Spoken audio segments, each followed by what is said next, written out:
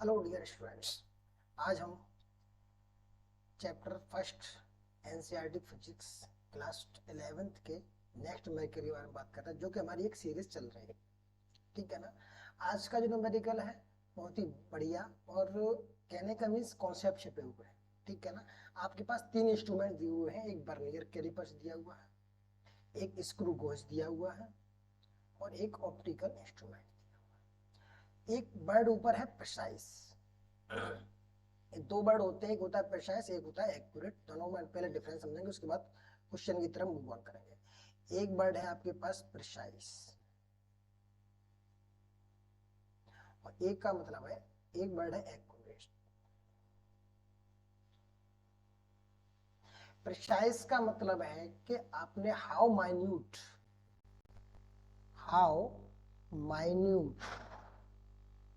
मतलब मीन्स कितनी छोटी से छोटी आपने रीडिंग ली है।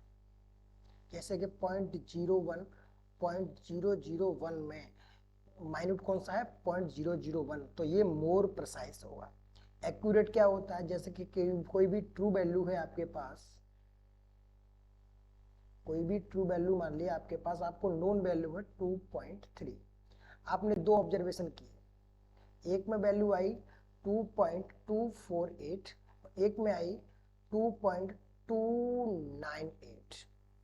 तो ट्रू वैल्यू के पास में सबसे पहले कौन सी वैल्यू है, 2.298, तो ये मोर एक्यूरेट होगा, ये वाला मोर एक्यूरेट होगा। ठीक है। तो प्रिसाइज का मतलब है हाउ मान मींस छोटा, कितनी छोटी से छोटी रीडिंग आपने ली है। एक्यूरेट का मतलब क्या है कि ट्रू वैल्यू के नियर अबाउट कितना वैल्यू आपने आया है। ठीक है ना। आगे देखो एक और चीज इसमें, क्वेश्चन नंबर फर्स्ट की सॉल्यूशन नंबर फर्स्ट की तरफ चलते हैं। बर्नियर कैलिपर्स के बारे में दिया गया। बर्नियर कैलिपर्स, देखो बर्नियर कैलिपर्स के बारे में बात करूं, वैसे अगर least count, by the way least count ही निकालना है, तो इसका जो लीस्ट काउंट होता है 0.01 सेंटीमीटर या 0.1 mm होता है। ये कैसे निकलते हैं, जब आपके पास इसकी वैल्यू कब आती है, जैसे आपके पास 1 divide by 10, 1 mm divide by 10 होता है, तब आपके पास 0.1 mm या 0.01 सेंटीमीटर आता है। लेकिन यहाँ पर क्वेश्चन में दिया है कि 1 mm डिवाइड बाई 20 डिवीजन, तो आपके पास हो जाएगा 0.005, या ये तो सेंटीमीटर में हो जाएगा, या 0.05 mm। ठीक है ना। बिकॉज जो स्टैंडर्ड बर्नियर कैलिपर्स होता है उसमें 10 डिविजन्स होते हैं, लेकिन यहाँ के क्वेश्चन के अकॉर्डिंग 20 डिविजन्स लिए हैं इसने। 1 mm क्या है, मीन्स जैसे कि आपके पास ये बर्नियर कैलिपर्स है,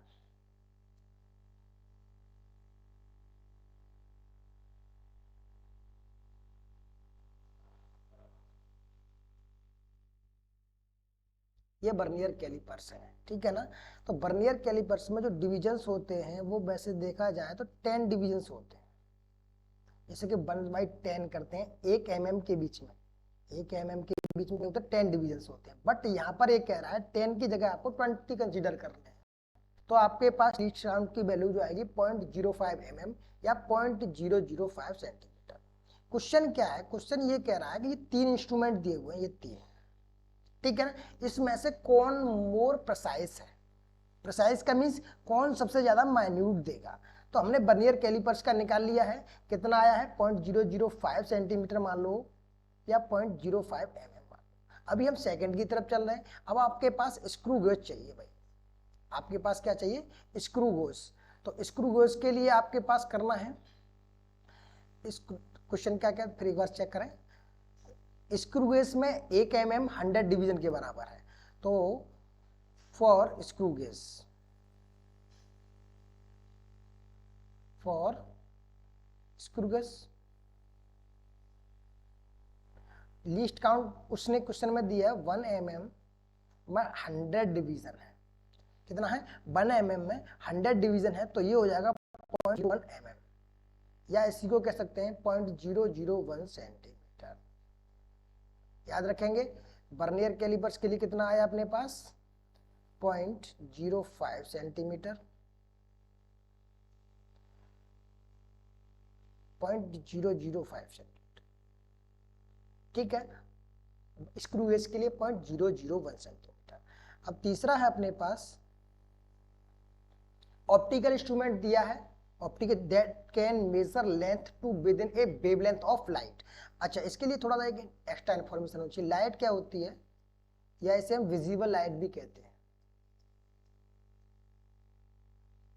विजिबल लाइट की जो वेवलेंथ होती है अप्रोक्सीमेटली बताऊं तो 3000 से 7000 एंगस्ट्रॉम होती है, बट अगर हम ऑन एन एवरेज ले लें तो 5000 एंगस्ट्रॉम ले सकते हैं, ठीक है ना। तो क्वेश्चन ये कह रहा है ऑप्टिकल इंस्ट्रूमेंट जो लेंथ मेजर कर सकता है वो वेवलेंथ ऑफ लाइट है।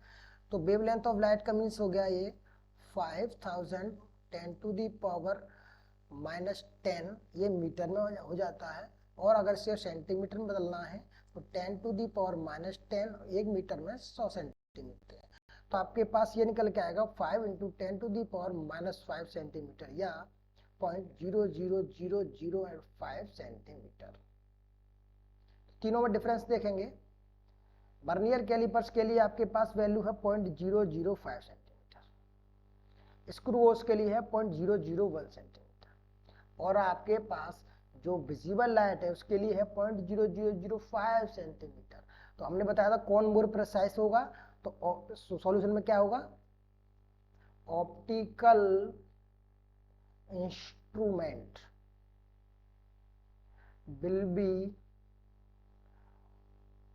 will be more precise।